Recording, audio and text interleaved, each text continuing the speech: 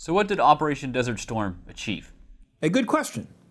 Answering it requires first understanding what exactly the United States was trying to accomplish in the first place, and there things get complicated. Implicitly, U.S. war aims went well beyond simply liberating Kuwait.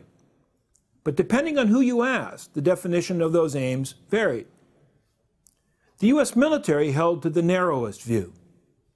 Having done what their commander-in-chief asked them to do, it wanted to get out and go home, there to receive the thanks of a grateful nation. That was Pentagon war aim number one, redemption. For Generals Powell and Schwarzkopf, this promised to contrast nicely with the welcome they remembered receiving when they had returned from Vietnam 20 years before. Civilians in the State Department and on the White House staff entertained a different view. They still worried about Iran threatening the Gulf. Their game plan all along had been to defeat Saddam Hussein without leaving Iraq materially weaker, a neat trick, to say the least. If the U.S. gave Iraq too much of a drubbing, they feared, it would inadvertently transform the Iran-Iraq war from a draw into an Iranian win.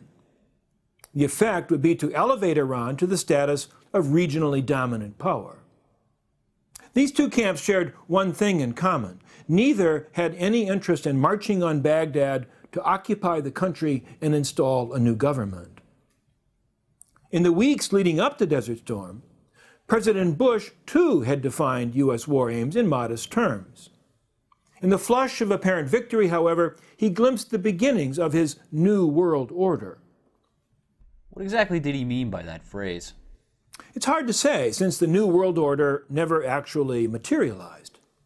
But the president seems to have believed that the end of the Cold War, combined with the punishment administered to Saddam Hussein, would together transform the international system. He later published an account of his presidency called A World Transformed.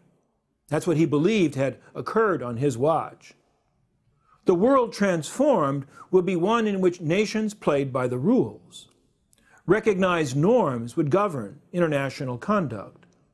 The unquestioned military supremacy of the United States would curb any inclination of recalcitrants to get out of line. Here's President Bush describing this vision at a press conference on March 1st, 1991, one day after the ceasefire. No, I think because of what's happened, we won't have to use U.S. forces around the world. I think when we say something that is objectively correct, like don't take over a neighbor, or you're going to bear some responsibility, people are going to listen. The United States was going to serve as a sort of global sheriff, respected by many, feared by the rest, and therefore seldom actually required to draw his gun. It didn't work out that way. No, and for all kinds of reasons. One reason was that Saddam himself survived. The outlaw was still on the loose, seemingly unbowed. Indeed, in a great irony, Saddam actually outlasted George H.W. Bush, who, despite winning the Gulf War, lost his bid for re-election in 1992. One immediate consequence of Saddam's survival was that U.S. forces remained in the Gulf. Recall that when Secretary of Defense Cheney initially volunteered U.S. troops to defend Saudi Arabia after Iraq's invasion of Kuwait, he assured the Saudis that the Pentagon had no intention of acquiring permanent bases. In fact, however, given the perceived need of keeping an eye on Saddam, U.S. forces did stay on in Saudi Arabia itself and elsewhere in the region. This expanded military presence undercut rather than bolstered U.S. influence. In the eyes of some Muslims, stationing foreign infidels in the land of the two holy places represented a blasphemous affront. The U.S. military also triggered considerable blowback.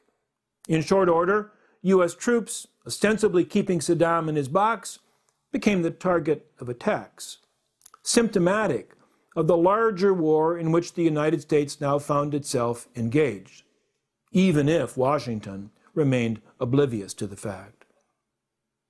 A second explanation for why Bush's New World Order didn't pan out was that the sheriff's authority proved to be less than expected. This was especially true in the Middle East itself. How so?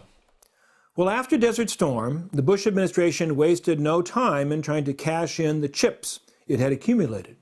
For example, by trying to broker a comprehensive Arab-Israeli peace. Although launched with high hopes, this effort didn't yield much.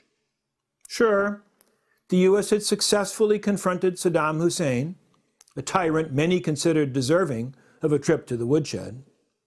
Yet, however pleased to see Iraq punished for its sins, Arabs and Israelis weren't about to heed Washington's directives on how to settle their differences. The Palestinian question continued to fester. But there was a third reason why the New World Order didn't happen. The United States fundamentally misread the military lessons of the Persian Gulf War.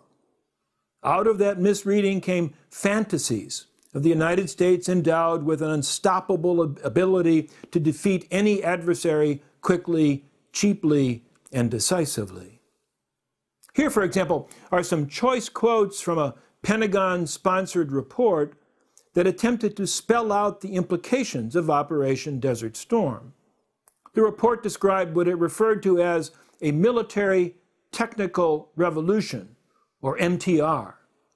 The Pentagon believed that the MTR would have transformative effects. An invincible force, available for ready use without having to worry about the harping of the press or the hand-wringing of nervous civilians, that's what military visionaries believed they had glimpsed in Operation Desert Storm. Events soon enough revealed this as a pipe dream.